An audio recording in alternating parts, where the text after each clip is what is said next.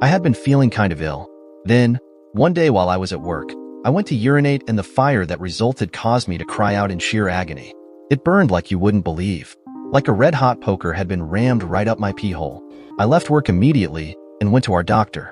After a thorough checkup and a few tests, he called me into his office. I have to ask you some very personal questions, Jim. They are not easy ones, but the law requires it now. I was confused for a minute. Why would the law have anything to do with my agony? Okay, I guess, Doc. But why? Well, I'm not sure how to tell you this, Jim, but you have an STD.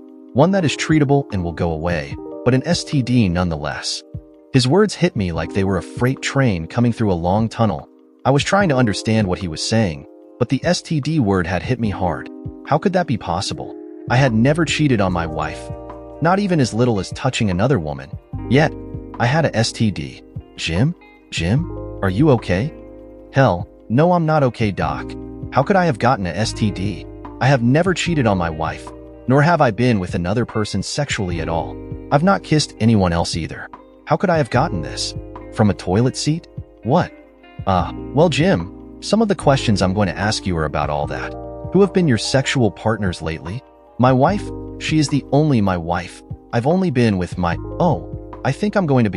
I've been over, my stomach in knots. He shoved a small trash can in front of me from the side of his desk. I threw up. It took some time before I could regain my composure. My wife? It had to have been my wife that gave me this STD. The shock of the knowledge that my wife had given me a STD was complete. The doctor had been our doctor for years. He had delivered our kids, all 3 of them. His look was one of extreme sorrow. I'm sorry, Jim. I figured that you may have. What with your traveling so much? I'm sorry. So, what do I have to do now, Doc? My wife obviously has been cheating on me, or not telling me something quite important. What's the next step? I need to know who her partners have been.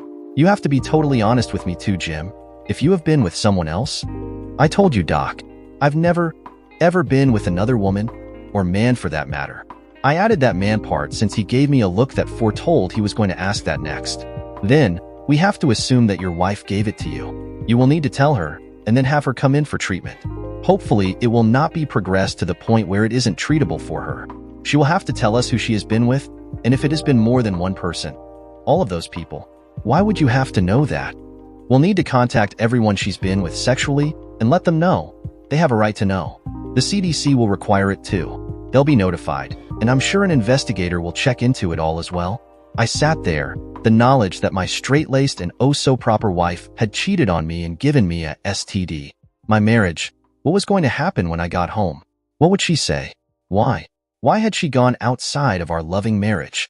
We had been married for 15 years, and our kids were just now getting into the age where I could see just her and I being able to go and do things together. Alone.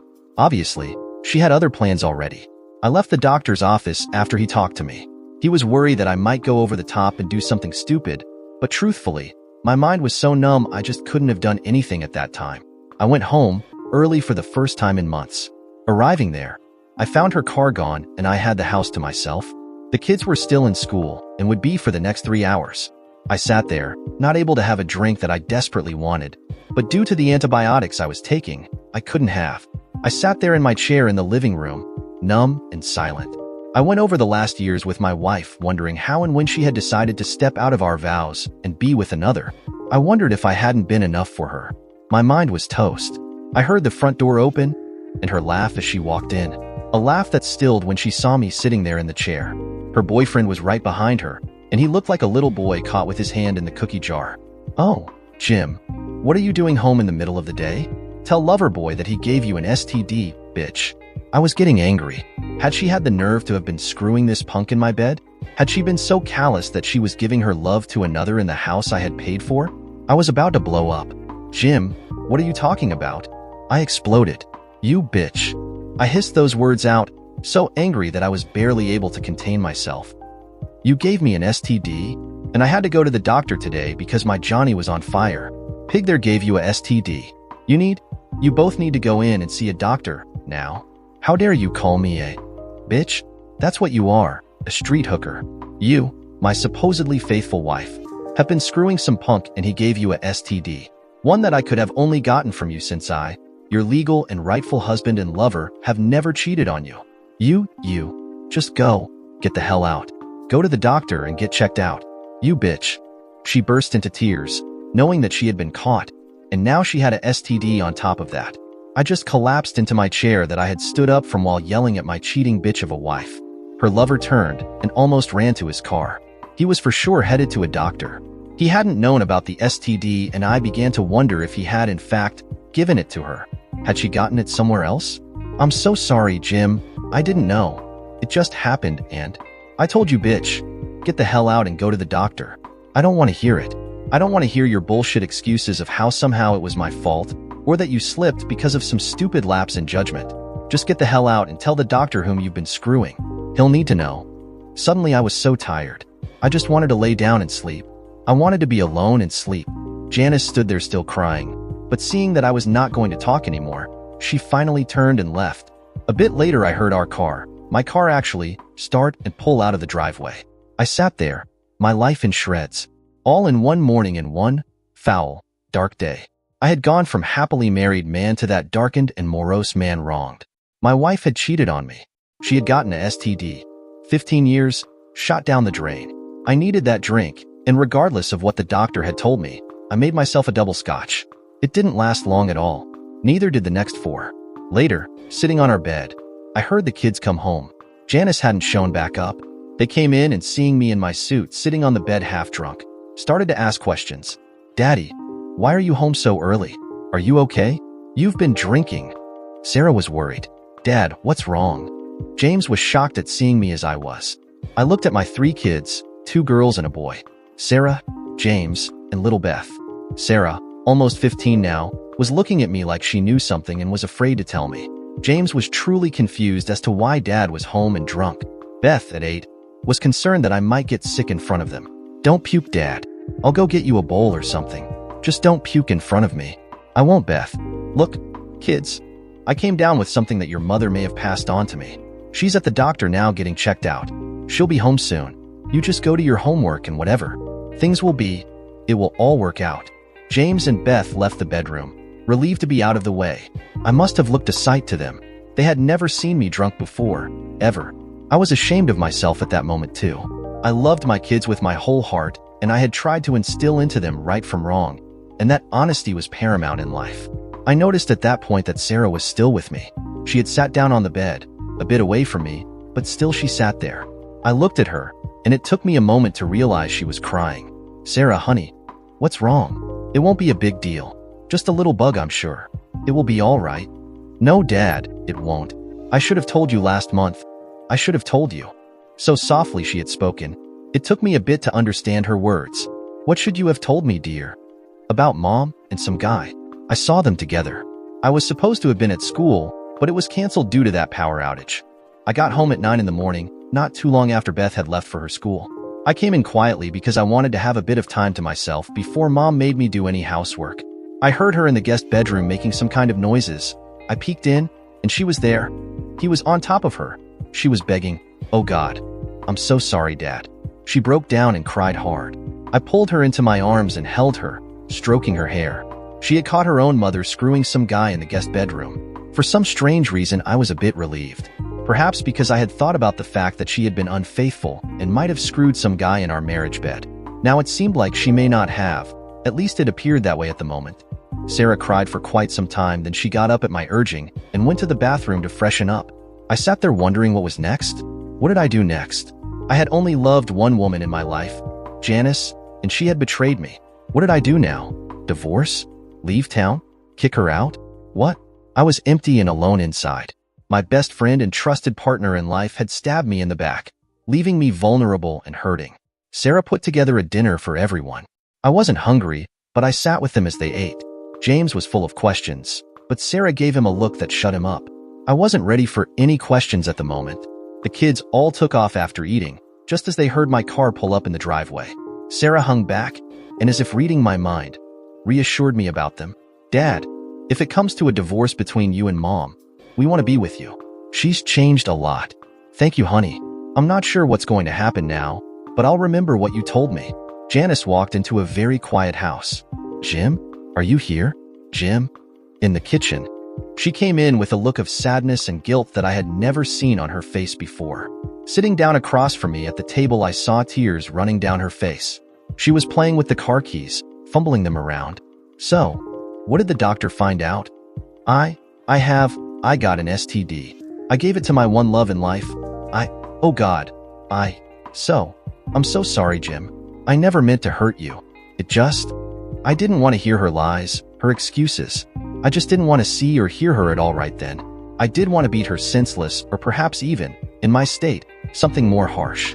In an effort to prevent my doing any of those things, I had to get away from her.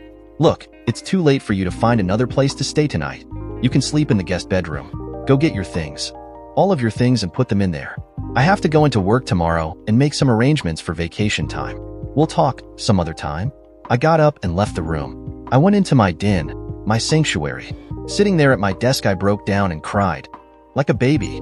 I heard Janice moving things around, and soon it grew quiet. I got up and went into the bedroom, seeing empty closet, empty shelves, and dresser drawers open. Empty as I felt. Empty. My life was empty. Except for my kids. I had nothing I valued anymore. Sleep was not possible, and in the morning when I got up, I felt like hell. I showered and went into work. I was there before anyone else, and in the quiet of the morning, I made a decision. One that would affect my whole family for a long, long time. Making a few phone calls, I arranged some things. Later, I was able to get 3 weeks vacation and left work. At home, Janice was sitting in the living room, alone. I could see she had been crying, red eyes and used tissues laying on the end table. I stood there, just inside the front door, looking at her. All those years of our lives together flashing in my mind. I wondered what had happened to us. Jim. Where do we go from here? I know you must hate me. I've not been a good wife lately. I never let them take me in our bed. We never. Them? As in more than one, Janice? You really are a bitch then. You couldn't just screw around on me with one guy. You had to do a whole bunch? God. I thought I knew and understood you all this time. Did you ever love me? Ever? Oh, I've always loved you, Jim. The others, I can't explain why. I was lonely. I felt ugly, old. John. He was the first. He made me feel alive and beautiful. He treated me like a queen. Then, he had me where he wanted me. Not that I complained. And the next thing I knew, there were other men. And God help me. The more wilder it got, the more I loved it. Until now, knowing what I've done to you and the kids, oh, God. Head in her hands, shoulders shaking hard as she cried. I stood there, still in the entryway. So many mixed emotions crashing inside me. Hate, anger, fear, and even love. Yes, I still loved her, even though she had broken my heart. It all happened so fast. I had no choice but to love her yet. I was sure that was going to change, though, very soon. Look, what you did is about the worst thing you could have possibly done. Not just me, not just the kids, but to you too. I don't understand why, and frankly, I really don't want details either. You cheated on me, with more than one man. You got a disease, a sexually transmitted disease. Now you're sorry, but I can't help but think you're sorry that you got caught or got a disease. Not that you cheated on me, just that I caught you. That's not true. I never meant to hurt you, Jim. I've always loved you above everyone else. Always. So much so that you found other men to fill a void that I evidently haven't been filling for you. Huh, Janice? Don't be cruel, Jim. I know I have really messed up things between us. I know that you have every reason to hate me. Is there? Is there any hope for us at all now?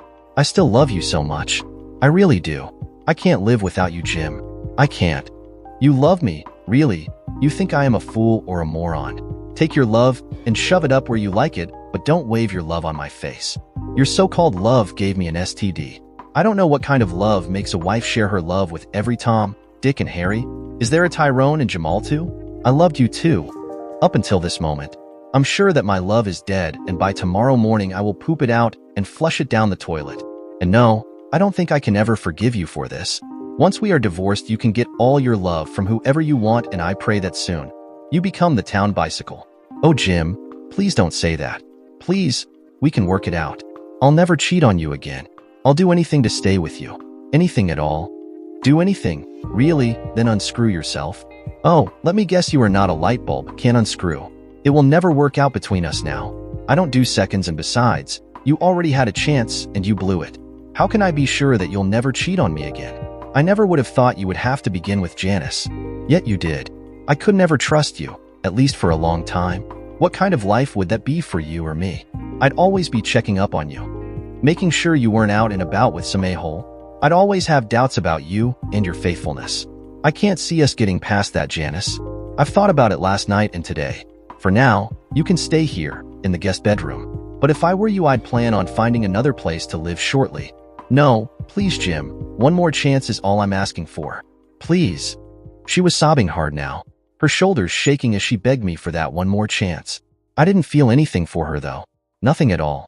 Screw you, bitch. I gave you 15 years, the best 15 years of my life, and you threw them all away for some gratification that I guess I couldn't give you somehow. Some excitement that you couldn't get from me. You blew it, Janice, not me. You did this to us. So, either unscrew yourself or make sure to start packing. Let me explain. If I told you how it all happened, I don't want to hear your story of how you cheated on me. Somehow you will try to twist it to being my fault, and I will not accept that. I was here for you, loving you completely. Never have I not been here for you. I was traveling a bit in my job, but I still would work things out to be with you as much as I could. You just couldn't live with that, I guess. Other men were what you wanted. Now you can have them. I hope they give you satisfaction, Janice. You'll never get it from me again. We lived together for the next 2 months. During that time, I found out what had started this all, and that was that Janice had gotten bored with our love life. One day, while I was on a trip, she had gone out with one of her single friends. They had gotten picked up in a bar by a couple of guys, and before she knew it, she was waking up naked in bed with her guy. Janice blamed alcohol, and me. The alcohol for loosening her up and causing her to not think straight. Me for being gone too much. Fact was, I was hardly out of town overnight. Maybe once a month, and usually only for one night.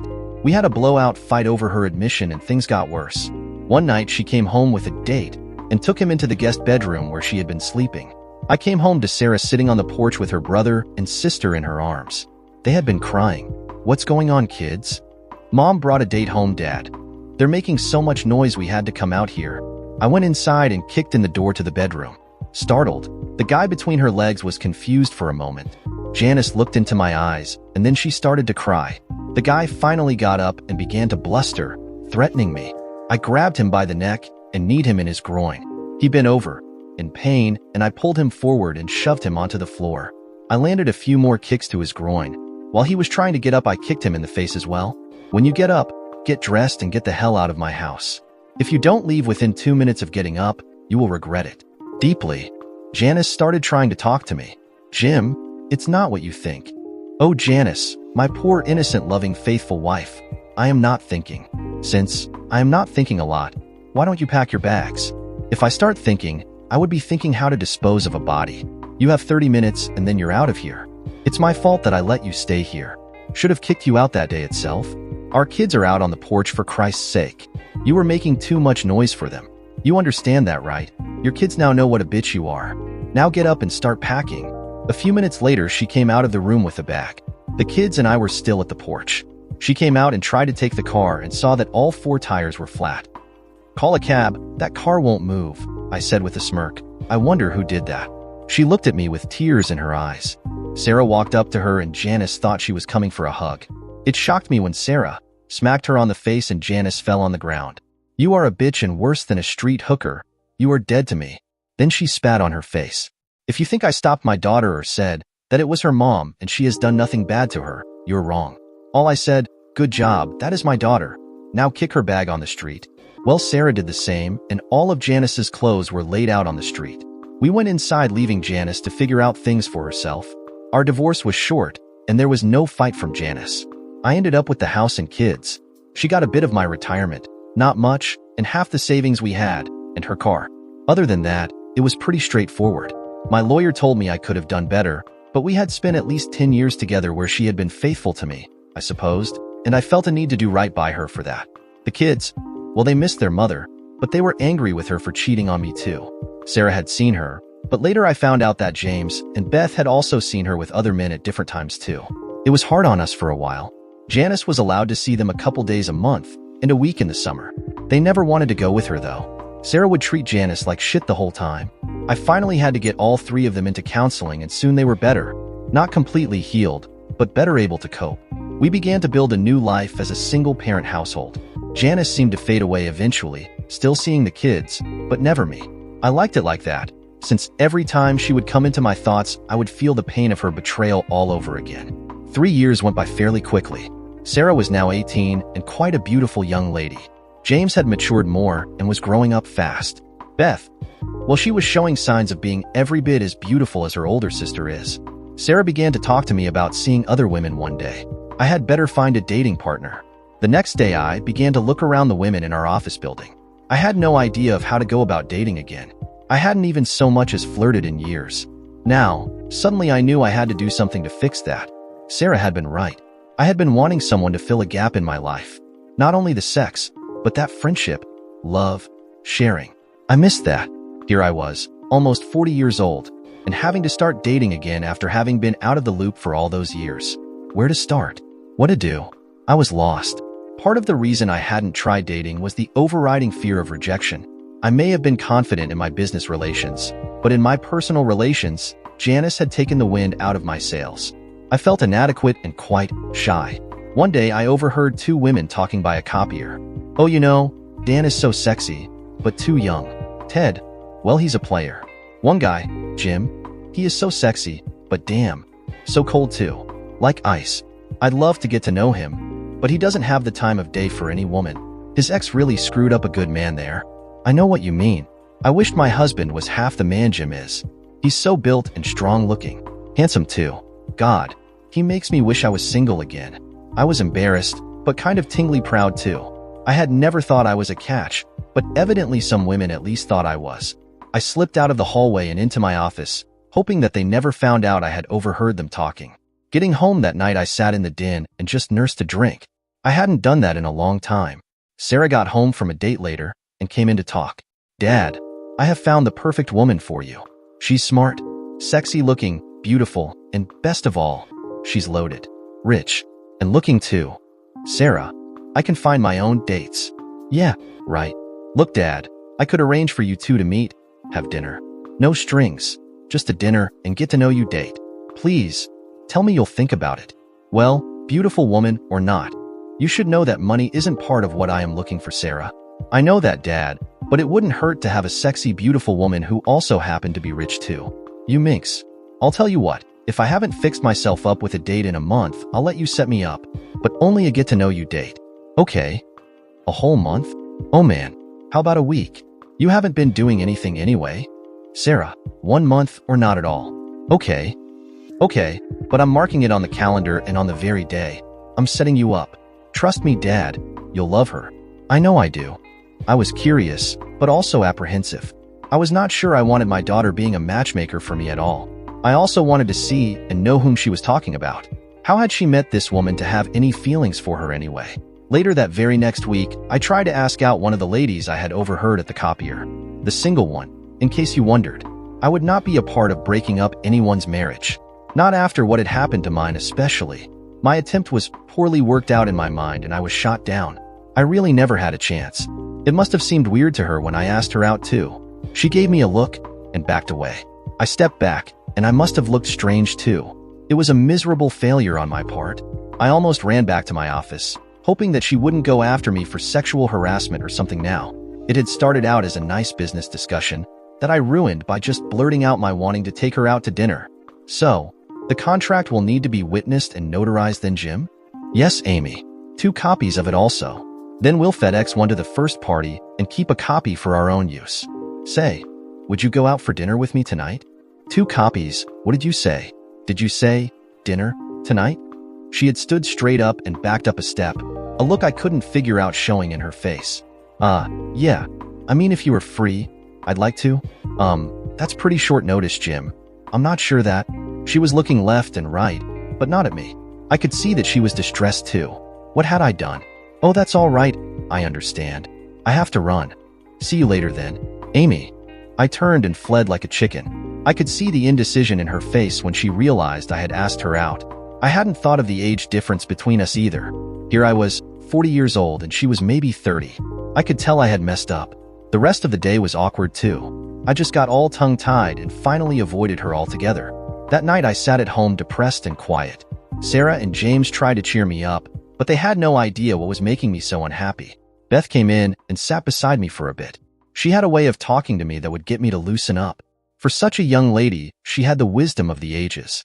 Soon she drug out of me my failed attempt with Amy. Laughing, both Beth and Sarah told me that I had probably misread the whole thing. Dad, you can't just expect a girl to drop everything to go on a date with you, especially when you've never shown any interest in her before.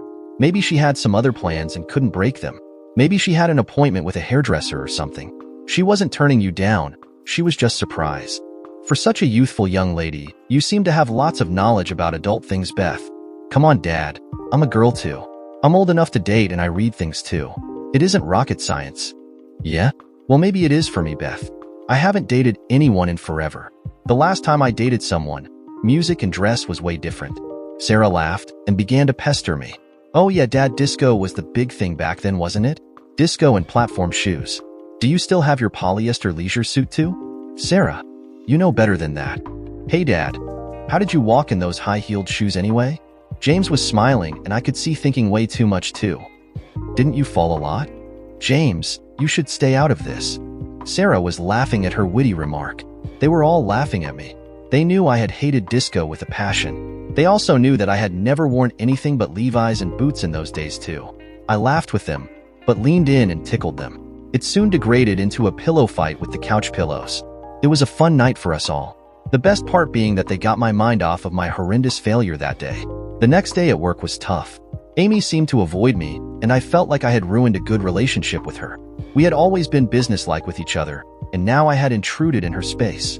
I kept to myself and did the paperwork that had been piling up on my desk. That whole week went by with me staying pretty much to my office. The next 2 weeks I had to travel, something I rarely did anymore.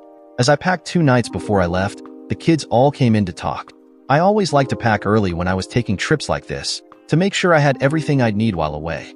We talked about this and that, when finally James spouted off out of the blue. Hey Dad, while you're in Denver, you should find a hooker. His sisters gave him that rolled eyes look, then they began to argue. I stopped them and sat down. I was a bit upset that I had to leave anyway, even though I knew that Sarah and James were old enough and even adult enough to manage just fine without me. I trusted them, and they hadn't let me down. I'd never go to a hooker, James. I may be a bit needy, but I'm not the type to pay for that kind of love. Besides, having already had an STD once in my life, I don't want to take any chances again. Oh, I never thought about that. I figured that you could get some, relief and not have to work so hard at it. Heh, well, thank you for the idea, but no thanks. Dad, have you asked Amy out again? No, Sarah, I haven't. I've kind of avoided her. It's embarrassing for both of us now. I may have ruined a good business relationship by doing what I did, and I don't know how to fix it now either. Don't worry about fixing it, Dad. Just go on. She is probably thinking that you changed your mind and don't want her now. It will drive her nuts. Just be you. It will all work out. When you get back, it will have been 1 month. I'm not going to be gone that long, Sarah. Only 2 weeks. Yeah, but it will have been 1 month the day you get back, remember? You promised? I get to set you up with her when you get back. I had forgotten about her wanting to set me up on a date with the rich chick. I shook my head and then admitted, okay, I promised you that, so I'll stand to my word. Just don't expect a lot, okay? It won't probably work out too well, you know. She'll love you, Dad. You're everything the other men she's seen aren't. She's been looking too. I think you two will hit it off real well. I have to wonder why you're working so hard to hook me up with this particular woman. What is she to you, honey? Why are you pressing so hard to get me together with her? Oh, Dad, I'm just worried about you. I want you to be happy, and I think she could be the one to do that for you. I like her a lot. So I've noticed. What is so special about her that I should know about? Well, she's intelligent. She has her own business, and she's doing quite well with it. She is built like she is very beautiful. She works out a lot too. I know you'd like her, Dad, maybe even love her. Sounds like your mind is made up anyway. Sometimes a girl has to step up and take charge. Ever since Mom left, you've been so sad. I worried about you all the time. I was afraid. I was scared that you'd, leave you kids? Oh, you were afraid I would off myself, weren't you? I should have seen that. I forgot about Rebecca's dad. Rebecca was one of Sarah's best friends. One day, Rebecca had come home to an ambulance and cops. Her father had killed himself over his cheating wife. Rebecca's mom had gotten caught with a guy in their marital bed by Rebecca's dad, and things had gotten quite close to murder. It had happened over a year before my wife had given me her present. Anyway, they had stayed married, but one could see they were not happy at all. Then one day I guess it had gotten to be too much. He had called in sick to work, and after everyone else had left, took off all his clothes, got on his bed, and swallowed a bunch of pills. He left 2 kids and a wife. The wife seemed to not be upset over it either. In the end, it was hardest on the kids. What a legacy to leave them. They had moved away after the funeral, and Sarah lost touch with Rebecca shortly after that. Dad, I love you, and I want you to be happy. I think a good woman would help you to get back to being happy like you once were.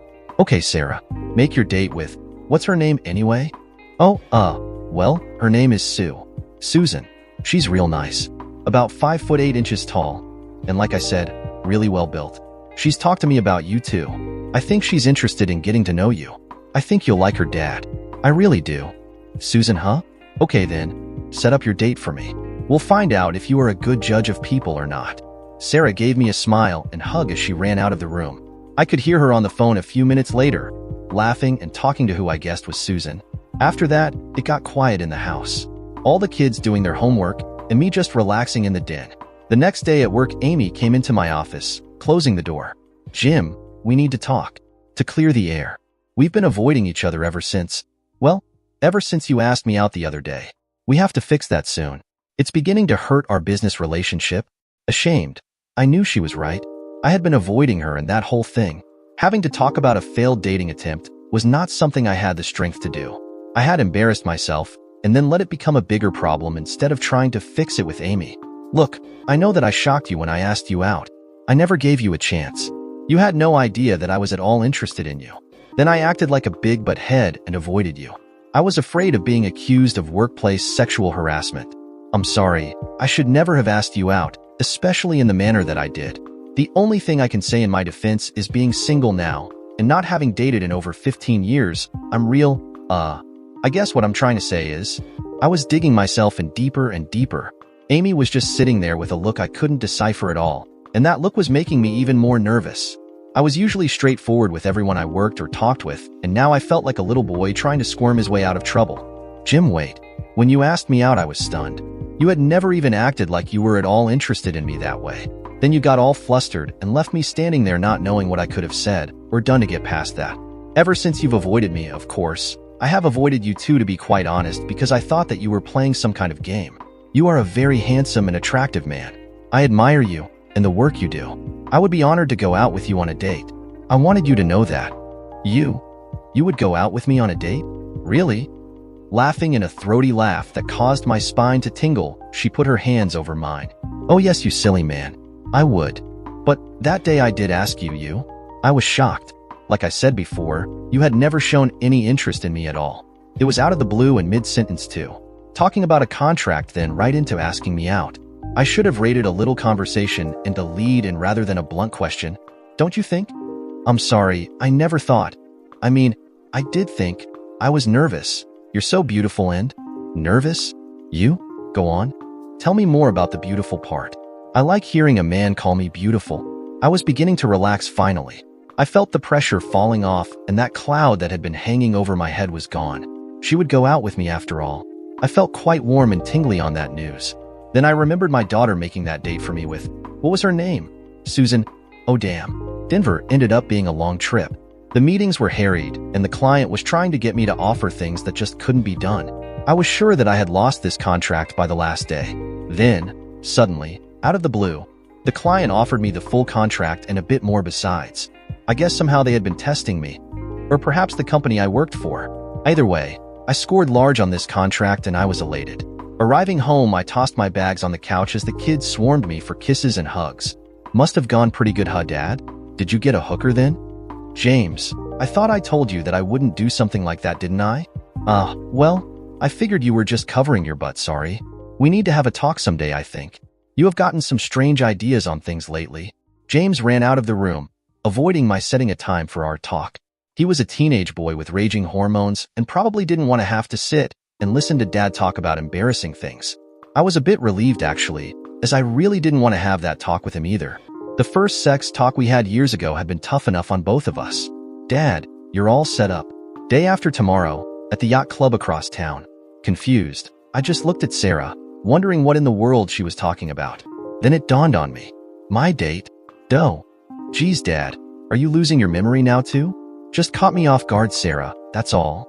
Well, she wanted to meet you on the first date on her turf. You'll need to wear something nice. I'll help you pick something out. Sarah, what if we don't hit it off like you think we will? Are you going to be okay with that? What? Oh, yeah, but I'm pretty sure you will like her dad. Honest. I know I do. She's great. Okay. You don't have to hard sell me now. I'm going on the date, but I'm also going to try dating Amy from work too. Sarah's face fell a bit when I mentioned Amy. Sarah had never met Amy that I knew of, and I wondered if Sarah would be able to get past things if my date with Susan didn't pan out like she was hoping it would. The yacht club was a highbrow restaurant and lounge. It sat on the dock near a real yacht club, and the rich and famous were always there being seen. That Susan had picked this place had me worried. I was glad that I had just gotten paid the day before and made a bonus.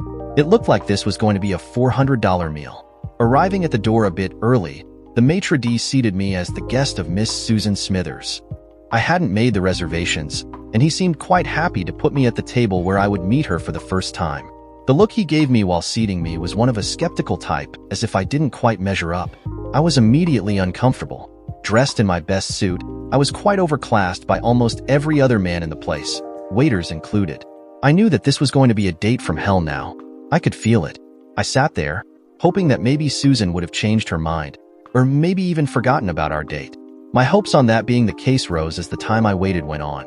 I sat there for about 20 minutes. Then, a stir in the crowd sitting in the restaurant, and in walked this woman. I was flat stunned. A gorgeous blonde in a beautiful and quite sexy dress was sweeping along in front of the maitre d', and every male eye in the place was on this woman. I could only wonder who the lucky stiff was that she came to eat with. Goddess. Beauty. I hoped that I wasn't drooling nor that I had my mouth open as she slipped into the seat being held by the maitre d'. At my table, she was sitting with me. I was shocked. This beautiful creature was my date? Holding her hand out quite daintily, I took it as she introduced herself formally. You must be Jim. I'm Susan. Sarah has told me so much about you. You are indeed quite handsome, and just as Sarah described you too. I hope I was not too late. No. Actually, I got here a bit too early. I hope that you are. Sarah said that. I was losing it. I was lost and tongue-tied to the max. I didn't know what to say, how to say it. Nothing. So much for suave and debonair. Drowning. I looked to the maitre d' for any kind of help. He looked at me and had a slight twinkle in his eyes. Would the gentleman like to order the drinks now? I looked at Susan, glanced really, as I could feel my tongue getting tied up again. She was smiling and just sitting there like a cat with a mouse. A look that upset me further. Yes. Wine. I think a glass of wine for the lady and myself would be just right. Susan? Oh yes. I'll have, well, Peter, why don't you surprise me? You always do it so well. Yes, ma'am. I will get you the specialty of the house tonight. I think you will love it. Sir? I'll have the specialty of the house as well, please, Peter? Yes, sir. My pleasure. I was looking everywhere but at Susan now. She sat there as if waiting for me to say something. The problem was I just didn't know what to say or do. My mind was blank. She was looking at me, then suddenly, as if she had made a decision, allowed me an out. You know, after our wine comes, perhaps we could go somewhere else. I think we would both be far more comfortable out of this formal dress and in some casual things. Don't you? Well, I'm not sure where we could go. God, you are so beautiful. Really, you are. I couldn't help myself. She was beautiful, almost too beautiful. And rich, that was obvious. She had about $1 billion in diamonds on her fingers and wrist. Way out of my class of woman for sure. I felt like a poor pauper being given a treat by visiting royalty. Oh, any man that thinks I'm beautiful I love listening to. Keep on. I want to hear more of your thoughts. Laughing in a soft and sensual way as she looked at me, I just melted. She was being so nice to me. I was acting like a fool. A big dumb country bumpkin. I know I was blushing profusely too. Well, you are very beautiful. I imagine that every man in here tonight thinks you are the most beautiful woman in the place. I'm making a fool of myself here. I haven't been on a date for over 15 years. Sarah told me. She was right on the money about how you would act tonight so far too. I'm sorry. I have kind of set you up just a tad here. I wanted to meet you in a place I was familiar with, and Peter, the maitre d', is a good friend. He was checking you out when you got here, and as you waited. I apologize for the wait, and for the, Checking out. Sarah has been pressing me to go out with you for quite some time, and I do love your daughter. She is quite a head on her shoulders. Quite some time? Just how long has she been trying to get us together? Well, since about a year and a half ago. At first I was a bit suspicious. A woman in my place has to be cautious. Some have tried to take advantage of me before. But the more I got to know your daughter, well, I hope that she will come to work for me when she gets out of college. She has a great head on her shoulders. I hope that she got it from you too. I mean, not to insinuate. Oh, my wife? I'm over that. Have been for a long time. Just never had the time or actually the nerve to start dating again. Dating is intimidating to me. I know what you mean. It is hard meeting a man for the first time, no matter what someone may have said about them. I feel quite guilty too. After all, I put you on the deck as a guarded inspection before showing up. Not a good thing for a date to do, is it? Well, to be quite honest, I usually don't eat in places like this. Not to say it isn't nice, because it is, but I usually just go for the mom and pop type of places. I do feel a bit uncomfortable, but this is where the date was made for, so we should probably finish it here. Tell you what, let's drink our wine then take a little walk on the dock. Maybe something will come along to change our minds. She was trying to ease my nervousness and doing a good job of it too. I had worked myself up into a tizzy inside and had a hell of a time calming down. Sarah could have given me a bit of a warning. Then, maybe she had and I was the one that didn't know. Susan was being nice at least. Not anything like I had imagined a self-made woman would be like. Our date turned out to be fun. Susan was very intelligent, and we talked about a variety of subjects. She told me that she had met Sarah at a school function. Susan had been a speaker for a group of Sarah's classmates, talking about business and what kinds of education businesses were looking for. Sarah had asked Susan lots of questions, and then after the speech, made arrangements to meet her. They had stayed in contact ever since, building a fairly close relationship with each other. Susan was a very good person and someone I could envision being with. I went home with high hopes and my head in the clouds. She was beautiful, and she was interested in me. I walked into the house and Sarah was the only one waiting up. So Dad, how'd it go? Isn't she beautiful like I said? And nice too? Yes, she is quite beautiful and very nice, Sarah. You were right about her too. She is someone I'd like to get to know quite a bit more. Sarah pumped her fist in the air vigorously. Yes. Sarah, it's not like it's a contest or anything. I hardly think you should be acting so, well, like you won a competition. But I was right, Dad. You two did hit it off. You like her. That, to me, is winning a big one. It's a real big deal for me. Her fist pumping up and down was quite comical to watch, so I let her have her fun. I was mildly embarrassed to know that I was the reason.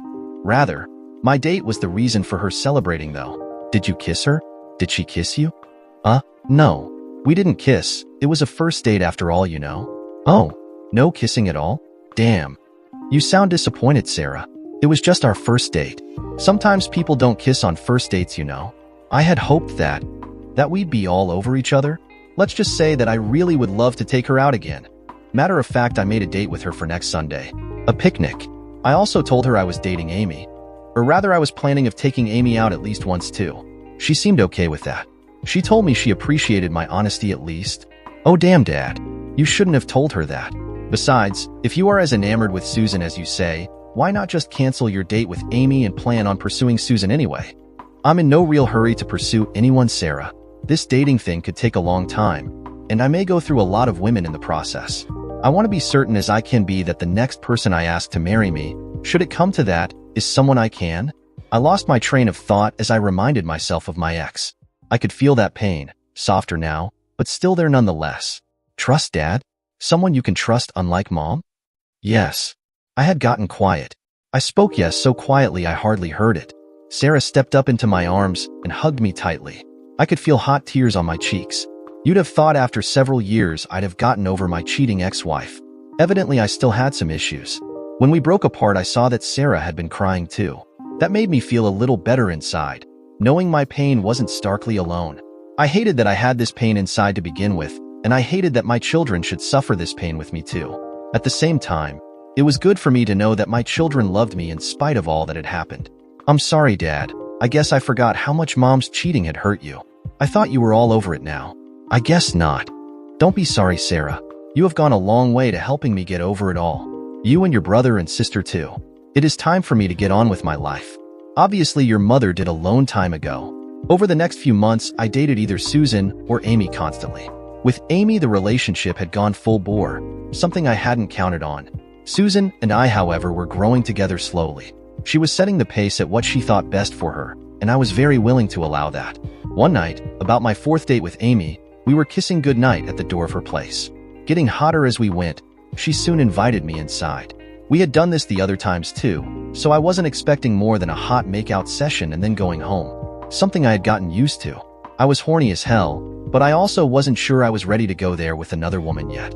On our last date, Amy was kissing me, and before I could react, she stopped. I think she was afraid of going there too, or so I thought at the time. Anyway, we went inside and kissed some more. Amy said she wanted to get a bit more comfortable, so she headed off to her bedroom. I sat on the couch in her living room and waited patiently for her to come back and continue our makeout session. Part of the reason I loved to make out with Amy was it took me back to my college days, I suppose, making me feel far younger than how old I actually was. The other part was she was a great kisser too. When Amy walked out of her bedroom, my back was to her. I didn't see her until she stepped around the couch and slipped onto my lap. I was stunned to say the least. She had taken off all her clothes. She kissed me, putting her arms around my neck and holding me tight. We stated to make love. Oh shit, oh shit. What? I'm not wearing a condom. Do you have a disease, Jim? No. But the responsible thing to do was? The responsible thing for you to do was to satisfy the person that you had all worked up. I'm clean, so are you. I am also on the pill, Jim, so there's no pregnancy thing to worry about. If I had thought that you could have a disease, I'd never have let you go as far as this went. How did you know I was clean, Amy? I hadn't been tested in over a year, and you wouldn't have access to those test results anyway. Jim, don't you remember when the doctor's office called work and told you that you were clean? I do. Only because you accidentally hit the conference button on the phone, and that much got out before you managed to get it off again. That was last year, and I happen to know that you've only been with me since then. Well, there is that other woman, but I know you haven't been in a sexual relationship with her. How do you know that, Amy? Sarah told me. Sarah? Yeah, she mentioned that she wished that you and Susan, is it? Anyway, she told me she wished you and Susan would go to the next step in your relationship. I asked her what she meant by that, and she then told me that you two hadn't gotten sexual at all yet. That's when I knew I had to work hard to get into your pants before she did. But I don't understand. I have wanted to have you forever, Jim. I finally had you where we could have sex, and then everything started to get messed up. Of course I pushed hard. I had to. I wanted to have you at least one time, just once. Even if we don't work out for long term, I had to have you one time at least. I'm hoping now that you may want some more special time with me now too. I mean, I'd love to be able to love you again. Lots. Okay, but what if we don't work out, Amy? Oh, Jim, honey, I never wanted to have a get down and get married relationship with you. I just wanted to have a good sexual thing for a while. Something to tide me over until I meet Mr. Right. I take it that I'm not Mr. Right then? Honey, you are the best man I've ever had. You're a great kisser too. But you and me as husband and wife? I don't think it's in the cards, Jim. You didn't. I mean, you weren't thinking on getting married or something, were you? What? Oh, no. I didn't want to get married right away either. I have figured that I would have time to take my time this time and find the one right person maybe. I had hoped it was you, Amy, but I can see now that we have a physical attraction for certain, but evidently not a love one. So, will you still ask me out and screw me once in a while then, Jim? I mean, I haven't hurt you, have I? Oh no. I mean, yes. I mean, I'd like to keep a sexual thing going on at least for a while. No, you haven't hurt my feelings. Okay then. So, you feel like a second round there? You bet. The next morning, I sat in the kitchen at home thinking about Amy and Susan. I had two beautiful women I was dating. One I was trying to win over the old-fashioned way, and the other was just wanting a sex buddy. I was almost confused, yet not unhappy. The way things had turned out so far, Amy wanting to be a sex buddy had helped me in a strange way. Now, I wouldn't feel wound up when I took Susan out on a date, needing our dates to go somewhere that she wasn't prepared to go yet. Amy had told me she would be more than happy to screw my eyeballs out every night if I wanted. And no, we wouldn't have a love thing going on either. Just lots and lots of sex. She truly just wanted to be friends with benefits. I found I was okay with that too. Then Susan and I had a change in our relationship that I hadn't foreseen. It was sudden in that it happened on our very next date. Susan evidently decided to push ourselves to the next step in dating, and it caught me off guard.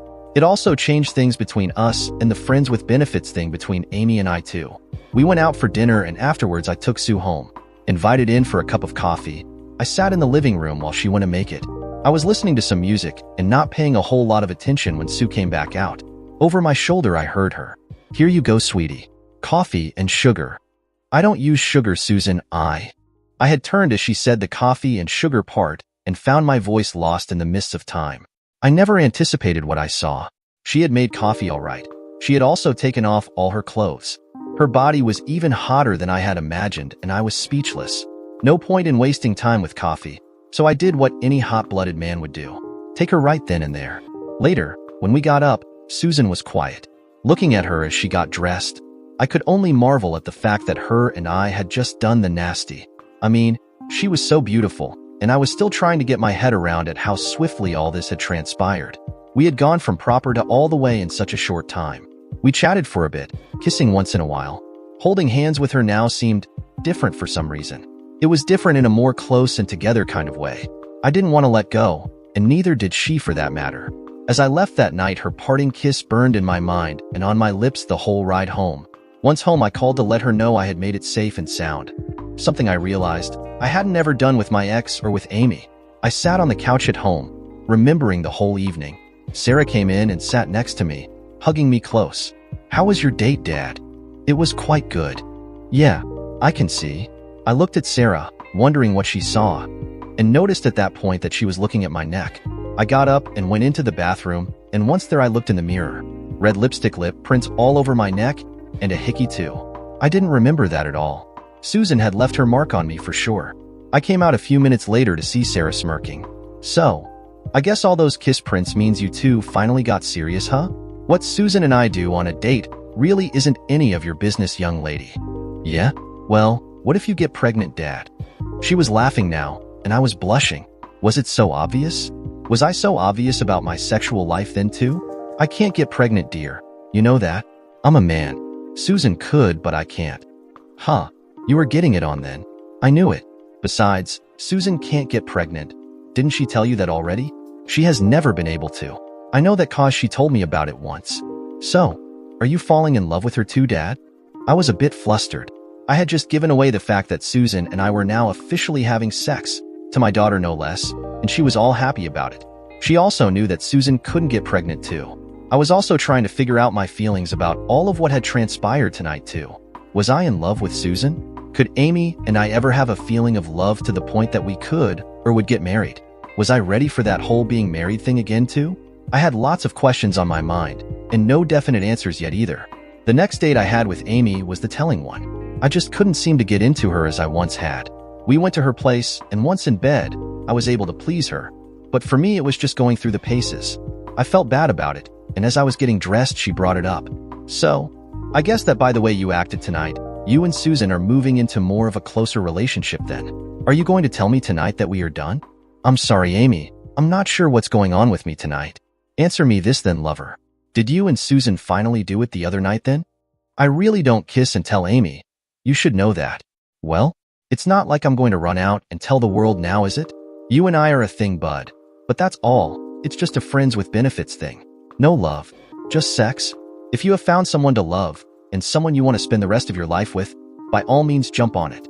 I won't be hurt. I'll miss you, yes, but I won't be hurt." "Amy, I don't know what to say. I mean, you are beautiful and someone I care about deeply. You love me? Is that it?" "Well, no.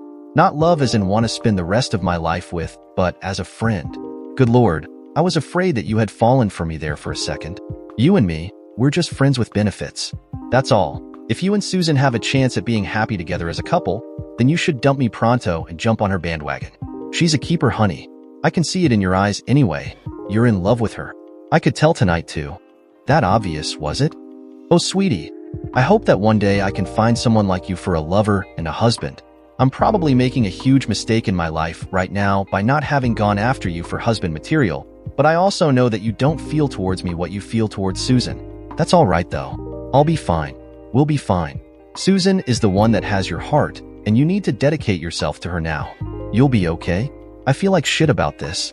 Don't. It was just a sexual thing for us. Susan is the real deal. Go for it. We parted that night with a bittersweet kiss. Amy was a real wonderful person, and I'd never forget her either. She had been serious about the friends with benefits thing all along, and I had gotten worried that she may have decided she wanted more from me. I was glad and lucky that she hadn't. I had the road open now. I was free, or at least I felt free to pursue Susan full-time now.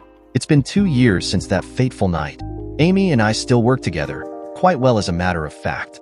I was promoted up the food chain, and in the process, I brought Amy up too, as she is very deserving of those promotions. Even if we had not been sexual, I would have offered her the promotions that came along. She is a very smart person and very good at her job too. Amy met a man she feels she loves in that way, and they are planning on setting a date. She told me that she wants me to give the bride away, since her father passed away some time ago. I accepted. She appears to be very happy, and I can only hope that her marriage is all that she dreams. Sue and I, well, we married a year and a half ago. Sarah and Beth were bridesmaids, and James was my best man. Sue is everything that I have ever wanted in a wife. I'm lucky to have managed to fall in love with her, and even luckier that she fell in love with me. Sarah is in college and doing quite well. She's going for her MBA. James is about to graduate, and soon he too will be off to college. Beth is a junior, and I can see that she is much like her older sister in many ways. Sue and the kids have gotten along splendidly and are all close to each other. I couldn't have hoped or prayed for a better ending than this. My ex? Apparently, my wish did come true. She became the town bicycle and got more STDs. My daughter told me that she has been admitted to the hospital due to some complications with an STD. I laughed when I heard that. So did my daughter. My bitch of an ex, she will be dead soon. Good riddance. High five. I have to run now. My wife Sue is calling to me. Seems that we have a date at the yacht club. Sarah and her date will be meeting us there for dinner. Sounds like a serious dinner too, knowing how Sarah is. Perhaps someone is going to ask the question, or maybe permission to ask the question. He seems like a nice young man. I hope that they can wait until after college to get married. But if they are in real love, I suppose it really won't matter in the end when they get married, as long as they are happy ever after. Dear listeners, please share your thoughts in the comments section below, and don't forget to like, share, and subscribe.